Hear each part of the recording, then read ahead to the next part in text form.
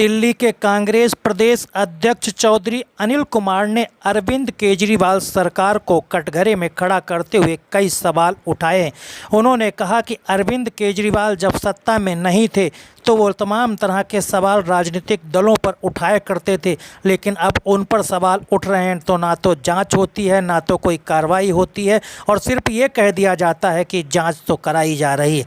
आपको दिखाते हैं मेघराज सिंह की दिल्ली से रिपोर्ट, जिसमें ये आपको दिखाएंगे दिल्ली कांग्रेस प्रदेश अध्यक्ष चौधरी अनिल कुमार ने आम आदमी पार्टी की केजरीवाल सरकार और बीजेपी की मोदी सरकार पर क्या सवाल खड़े किए हैं।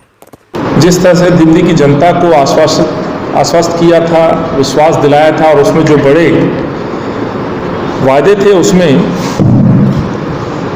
लोकपाल, स्वराज, भ्रष्टाचार मुक्त दिल्ली की बातें उन्होंने कही थी।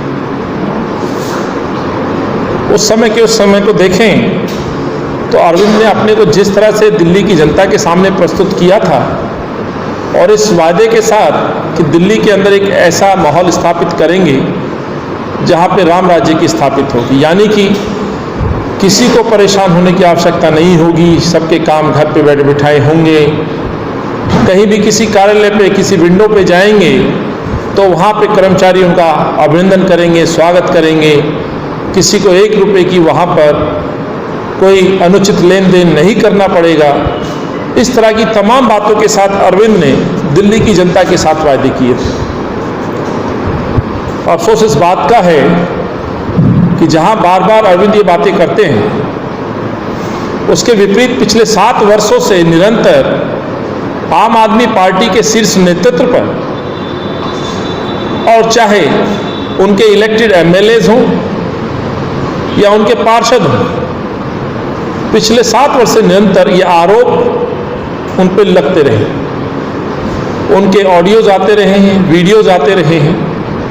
समय समय पे शायद ही कोई 6 महीने में ऐसा केस ना हो जब इनके नेताओं पे आरोप ना लगे। अभी वर्तमान में जो एक विषय आया है जिसमें संदिग्ध राशि को लेकर के आम आदमी पार्टी के चंदे को लेकर के ना केवल उंगली उठी है, सिद्ध हो गया है कि अरविंद केजरीवाल की पार्टी के फंड में अनुचित तरीके से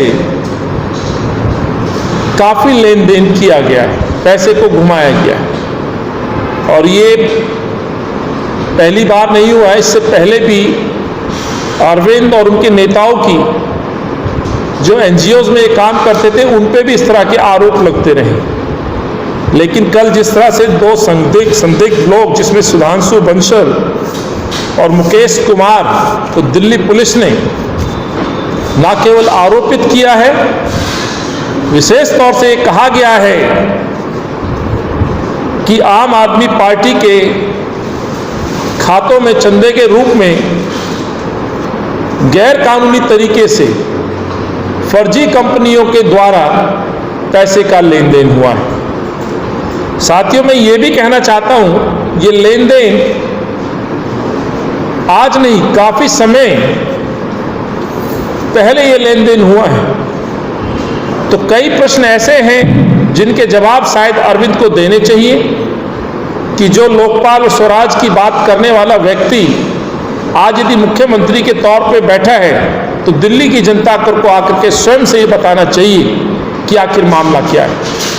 हालांकि अब से पहले जितने इस तरह के आरोप लगे हैं, अरविंद केजरीवाल ने कभी भी आगे आकर के उन सवालों का जवाब नहीं दिया। चाहे टिकट के दौरान, कोई नई बात नहीं है, इन पे जो पूर्व में आरोप लगे हैं वो भी मैं आपके सामने रखना चाह रहा हूं। दिल्ली विधानसभा चुनाव के दौरान उन पे लगे हुए गंभीर आरोप, कुछ साथियों के टिकट कटने के पीछे जो आधार बताया गया उसमें काफी पैसे के लेन देन की जानकारियां। हम ये भी मांग करते हैं, राजनीति में जो खरीद फरोख्त की जो बातें आए दिन सुनने को मिलती हैं,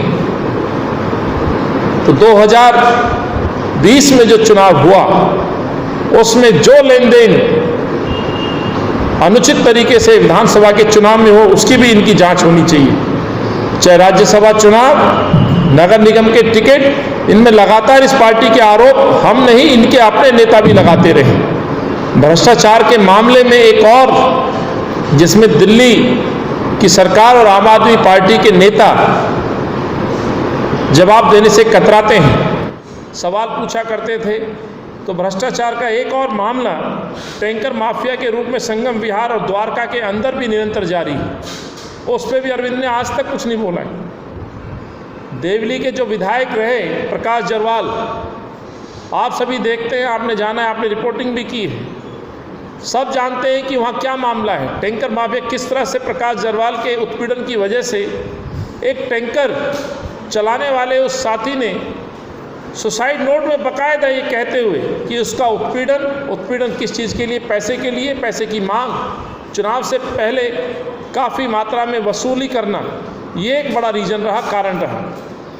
लॉकबंदी और इस संक्रमण की वजह से शायद वो बातें दब गई, लेकिन वहाँ के लोकल जनता और दिल्ली जान रही है कि आम आदमी पार्टी के अंदर पूरी तरफ से भ्रष्टाचार व्याप्त है। चाहे आप राशन के दफ्तरों पे जाएं, चाहे आप रजिस्ट्रार के कार्यालय जाएं, हर जगह दलालों का बोलबाला है।